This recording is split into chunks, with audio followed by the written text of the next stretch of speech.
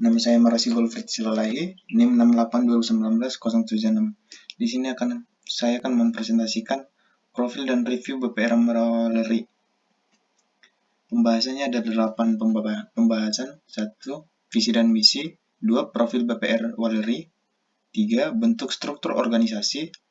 4. Tujuan manajemen risiko. 5. Manfaat manajemen risiko. 6. Batas toleransi kerja. 7. Kategori risiko. 8. Profil risiko. Visi misi. Visi. Menjadi BPR terbaik yang berperan penting dalam mengembangkan perekonomian Jawa Tengah. Misi. Memahami berbagai kebutuhan nasabah dan memberikan layanan finansial yang tepat. 2. Membangun sumber daya manusia yang profesional dan memiliki integritas tinggi. 3. Menumbuh kembangkan dan menjaga kepercayaan semua stakeholder melalui kebijakan yang prudent, transparan, dan komunikasi yang terbuka. 4. Mengembangkan, menyempurnakan, dan mensinergikan segala bidang terkait untuk mencapai nilai tambah yang optimal dan hasil yang terbaik. Profil BPR Waleri. BPR Waleri adalah sebuah lembaga keuangan bank yang telah berpengalaman selama 33 tahun dan senantiasa berkembang dengan total aset lebih dari 500 miliar. BPR Waleri berizin dan diawasi oleh otoritas jasa keuangan dan menjadi anggota lembaga peminjam simpanan atau LPS. Karena keamanan nasabah adalah prioritas utama, BPR Waleri didirikan tanggal 6 Desember 1959 di Kecamatan Waleri, Kabupaten Kedal. 10 tahun berselang, BPR Waleri membuka kantor cabang di Kota Semarang. Guna mewujudkan visi perusahaan, pada tahun 2001, kantor pusat BPR Waleri resmi dipindahkan ke Kota Semarang, sekaligus membuka kantor kas pertama di Jalan Setiabudi Semarang. Tahun 2004, jaringan BPR Waleri bertambah dengan membuka kantor cabang di Kabupaten Kudus dan diikuti kantor cabang di Surakarta tahun 2005. Peningkatan pelayanan terus dilakukan dengan membuka 14 kantor kas pelayanan selama periode 2007 sampai 2012. Angkat hasil nasabah menjadi pedoman BPR Waleri dalam melayani nasabah. Dalam upaya memberikan pelayanan terbaik, kami membuka jaringan kantor cabang dan kas yang tersebar di penjuru wilayah Jawa Tengah dan membuka pelayanan berbasis online, sehingga mampu memberikan pelayanan maksimal bagi nasabah. Tujuan manajemen risiko. Melacak sumber-sumber yang akan terjadi di BPR. 2. Menyediakan informasi risiko bagi BPR. 3. Meminimalisasi kerugian akibat terjadinya risiko. 4. Menjaga stabilitas BPR. 5. Memberikan rasa aman bagi stakeholder. Manfaat manajemen risiko. Membantu BPR mencapai visi dan misi. Menjaga BPR mengalami kolaps. Selanjutnya, meningkatkan keuntungan BPR dan menjaga rasa kepercayaan stakeholder. Stakeholder penentu keberhasilan pada BPR Waleri. 1. Internal. 1. Direktur utama. 2. Sekretaris dan bendahara. 3. Pemimpin setiap divisi. 4. Divisi IT. 5. Divisi planning, akuntansi, dan administrasi. 6. Teller. Kriteria peluang risiko. Kriteria peluang terjadinya risiko pada perusahaan. Indeks mulai dari angka 1 sampai angka 5. Pada indeks 5, dampaknya katastrofik. Deskripsinya sangat besar. Jumlah kejadian dalam periode risiko terjadi sebanyak 1 kali setiap bulan dalam 1 tahun atau 12 kali. Kemudian indeks 4, dampaknya signifikan. Deskripsi besar. Jumlah kejadian dalam periode risiko terjadi sebanyak 7 sampai 11 kali dalam 1 tahun. Indeks 3, moderate. Deskripsi sedang. Jumlah kejadian dalam periode risiko terjadi sebanyak 5 sampai 6 kali dalam 1 tahun. Indeks 2, dampak minor. Deskripsi kecil. Jumlah kejadian dalam periode risiko terjadi 3 sampai 4 kali dalam 1 tahun. Kemudian indeks yang paling kecil atau sangat kecil adalah dampak insignifikan. Deskripsinya sangat kecil. Jumlah kejadian dalam periode risiko terjadi kurang dari 3 kali dalam 1 tahun. Identifikasi risiko. Risiko pertama, deskripsi atau kejadian risiko hilangnya kartu pinjaman nasabah. Akar penyebabnya adalah 1. Kesalahan nasabah yang ceroboh. 2. Kehilangan tas atau dompet. Indikator risikonya, nasabah lupa meletakkan kartu di mana. 2.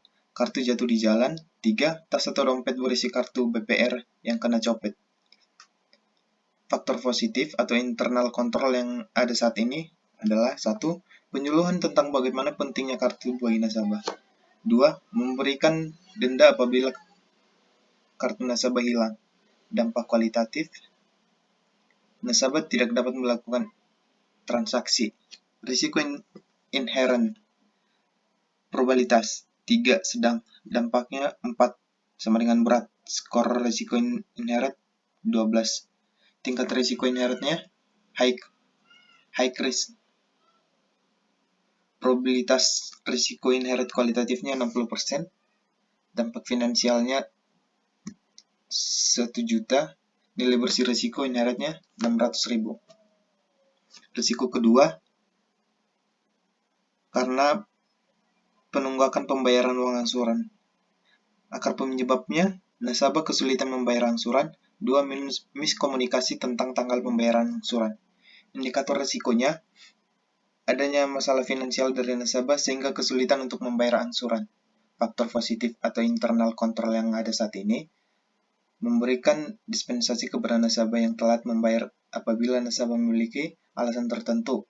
Dampak kualitatif, kerugian BPR karena nasabah tidak bisa membayar angsuran. Risiko inherentnya, probabilitasnya sedang 3, dampaknya 4 berat. Risiko inherentnya 12, tingkat risikonya high risk. Probabilitas risiko inherent kualitatifnya 40%, dampak finansial risiko inherentnya 30.000, nilai bersih risiko inherentnya 12.000. Risiko ketiga, kerusakan perangkat komputer. Akar penyebabnya, jarangnya melakukan atau pengecekan pemeliharaan di sektor IT. 2. Terjadi korsleting pada listrik. Indikator risiko, terjadinya sistem error atau crash. 2. Komputer yang tidak bisa dihidup. Faktor positif atau internal control yang ada saat ini, harus membangun sistem komputer, melakukan maintenance untuk bagian IT agar tidak terjadi hal seperti itu. Dampak kualitatif, kurangnya kepercayaan nasabah kepada BPR karena kerusakan sistem. 2. Menggunakan budget untuk jasa memperbaiki komputer.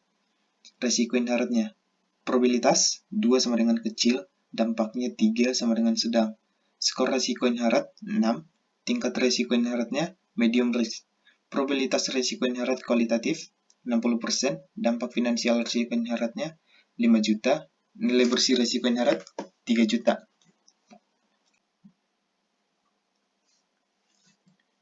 Demikian hasil presentasi yang dapat saya lakukan. Akhir kata saya ucapkan terima kasih. Risiko yang keempat, adanya korupsi. Adanya akar penyebab tergiur karena banyaknya dana. Indikator risiko yang bisa terjadi yaitu salah satu BPR melakukan korupsi dan penggelapan dana. Faktor positif atau internal control yang ada saat ini, risiko hukuman dan peraturan. Dampak kualitatif, akibat dari melakukan korupsi adalah dipecat dari BPR dan masuk penjara. Risiko inherentnya, probabilitas 1 sangat kecil, dampaknya 4 berat. Skor risiko inherentnya 4, tingkat risiko inherent medium risk. Probabilitas risiko inherent kualitatifnya 60%, dampak finansial risiko inherentnya 200 juta, nilai bersih risiko inherentnya 120 juta. Untuk risiko yang kelima, terjadinya kesalahan dalam data nasabah. Akar penyebabnya adalah kurangnya ketelitian dalam pencetakan transaksi nasabah. Indikator risikonya terjadi pada saat proses angsuran kredit. Faktor positif atau internal control yang ada saat ini, salah dalam pencetakan transaksi nasabah. Dampak kualitatif, data nasabah tidak dapat ditemukan.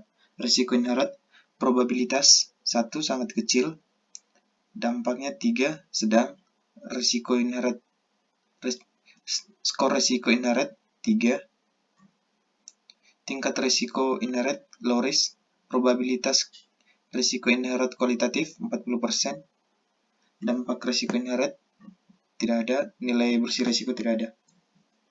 Untuk risiko ke-6, ada nasabah mengalami kesulitan dana dalam melunasi angsuran. Akar penyebabnya peminjam meninggal dunia, indikator risiko, jangka waktu pelunasan kredit bertambah. Faktor positif atau internal kontrol yang ada saat ini adalah keterlambatan jatuh tempo pembayaran kredit. Dampak kualitatif, kredit tidak dapat dilunasi. Risiko inherit, probabilitasnya 3 sama dengan sedang, dampaknya 4 sama dengan berat. Skor risiko inherit 12, tingkat risiko inherit high risk, probabilitas risiko inherit kualitatif 60%, dampak finansial risiko inherit 50 juta, nilai bersih risiko inherit 25 juta. Kemudian risiko 7, data center down dan traffic membludak. Akar penyebabnya sumber risiko berasal dari sistem. Indikator risiko mengalami gangguan server down. Faktor positif atau internal kontrol yang ada saat ini, kinerja menjadi melambat. Dampak kualitatif, sistem informasi akuntansi dan database tidak dapat diakses. Risiko inherit, probabilitas 1 sama dengan kecil, sangat kecil. Dampaknya 4 sama dengan berat. Skor risiko inherit 4. Tingkat risiko inherit medium risk.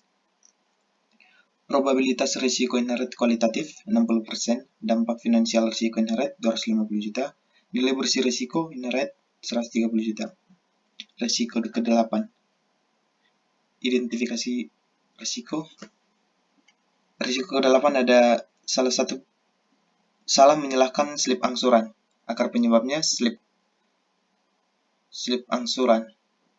Indikator risiko, nasabah menyerahkan slip angsuran ke teller, namun teller salah mencocokkan slip angsuran dan pembayaran. Faktor positif atau internal kontrol yang ada saat ini, kinerja teller menjadi bertambah sehingga nasabah banyak yang mengantri atau lama. Dampak kualitatif, nasabah mengalami kerugian dan proses administrasi bermasalah. Untuk risiko inheritnya, probabilitas 1 sangat kecil, dampak 3 sedang, skor risiko inherit 3, tingkat risiko inherit low risk, probabilitas risiko inherit kualitatif 60%, dampak finansial risiko inherit 30.000, nilai bersih risiko inherit 12.000. Risiko ke-9, alamat yang tidak jelas. Akar penyebabnya adalah risiko operasional. Indikator risiko, komite melakukan peninjauan data nasabah ke lapangan tetapi tidak menemukan alamat. Faktor positif atau internal kontrol yang ada saat ini, komite pulang tanpa melakukan peninjauan. Dampak kualitatif, nasabah rugi karena peninjauan tidak dapat dilakukan. Risiko inherit, probabilitas 4 sama dengan besar, dampak 3 sama dengan sedang, skor risiko inherit 12, tingkat risiko inherit high risk, probabilitas risiko inherit kualitatif 25%, dampak finansial risiko inherit 200.000, nilai bersih risiko inherit 150.000. Batas toleransi risiko dan kertas kerja. Pada risiko pertama, hilangnya kartu pinjaman nasabah. Dampak finansial risiko inheritnya 1. Nasabah tidak dapat melakukan transaksi di BPR. Nilainya 1 juta. Keterangannya tidak dapat melakukan setor kredit ke BPR. Untuk rencana penanganan risiko, 1. Penitipan kartu nasabah di kantor BPR. Nilainya 7.000. Keterangan. Biaya sekitar 1.000 per minggu. 2. Rencana penanganan risiko, pembuatan nama di kartu agar mudah dikenali. Biayanya 10.000. Keterangan. Ada biaya tambahan 10.000 tiap pembuatan kartu.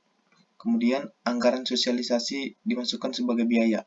Total biaya penanganan risiko 17.000.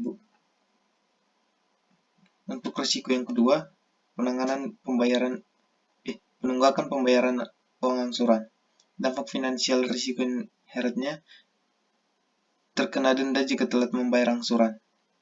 Nilainya 30.000. Keterangan. Akan dikenakan denda 3.000 per hari jika telat. Untuk rencana penanganan risiko, mengingatkan nasabah agar tidak telat membayar angsuran.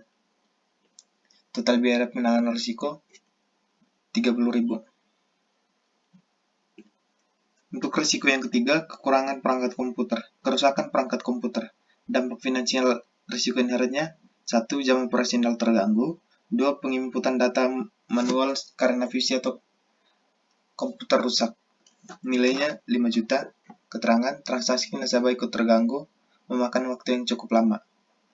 Rencana penanganan risiko: pemeliharaan komputer secara teratur. 2. Penggantian pada hardware yang sudah rusak. Keterangan: pemeliharaan komputer membutuhkan biaya. Kedua, kerusakan pada penyimpanan hard disk PC. Total biaya penanganan risiko 1.500.000. Total nilai dampak finansial risiko residual 6.500.000. Untuk risiko yang keempat, adanya korupsi. Dampak finansial risiko inherent akibat melakukan korupsi yaitu dipecat dan masuk penjara. Nilainya 200 juta. Keterangan: melakukan pengecekan keuangan secara terperinci. Untuk rencana penanganan risiko: 1. Teliti dalam mengelola keuangan. 2. Melakukan pengawasan terhadap keuangan. Nilainya 100.000. Keterangan: pengawasan memerlukan biaya. Total nilai dampak finansial risiko residual 6.500.000. Risiko kelima, terjadi kesalahan dalam data nasabah. Dampak finansial risiko inherent: data nasabah tidak dapat ditemukan. Keterangan: melakukan pemeriksaan mendalam terhadap catatan.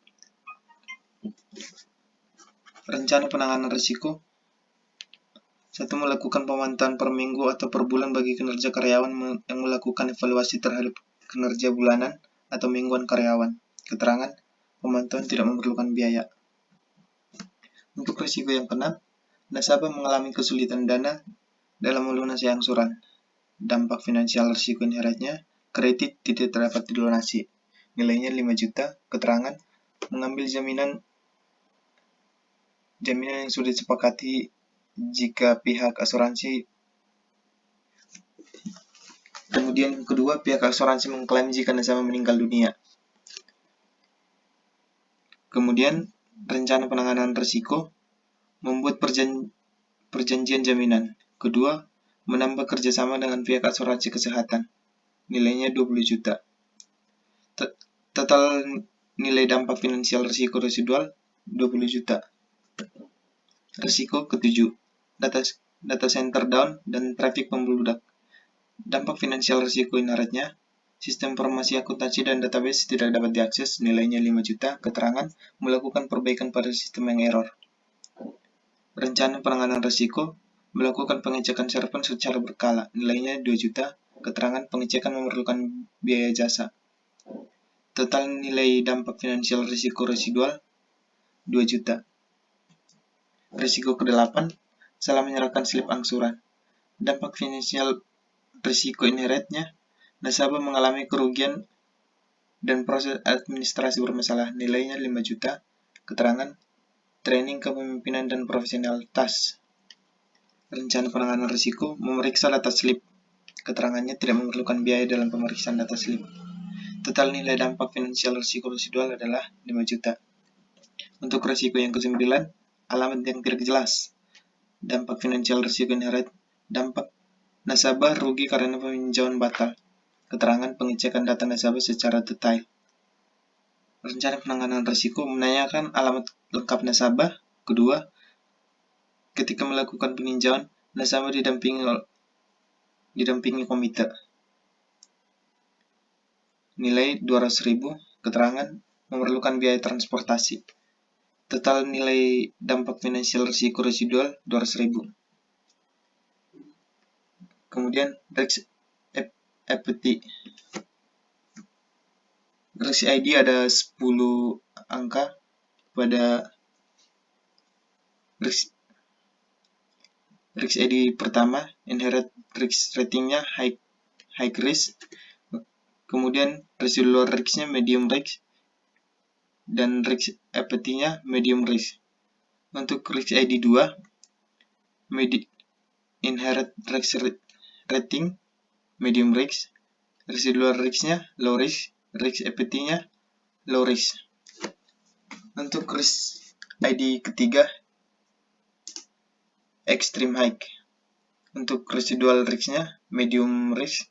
Untuk risk equity, medium risk. Risk ID keempat, untuk inherent risk rating medium. Untuk residual risk, medium risk. Untuk risk equity, medium risk. Kemudian risk ID kelima, pada bagian inherent risk rating, low risk. Untuk residual risk, medium risk. Untuk risk equity-nya, medium risk. Risk ID ke-6, pada risk ID ke-6, inherent risk rating-nya high risk. Untuk residual risk-nya extreme high. Untuk risk equity-nya medium risk. Kemudian risk ID ke-7, pada inherent risk rating-nya medium risk. Pada residual risk medium risk. Untuk risk equity-nya medium risk. Kemudian risk ID ke-8, untuk inherent risk rating-nya low risk. Residual risk-nya medium risk. Risk equity-nya medium risk. Risk ID ke-9, risk rating-nya high risk. Residual risk-nya medium risk. Risk equity-nya medium risk. Risk ID ke-10, untuk inherent risk rating-nya extreme high. Untuk residual risk-nya medium risk. Untuk risk equity-nya medium risk. Demikian hasil presentasi yang dapat saya lakukan. Akhir kata saya ucapkan terima kasih.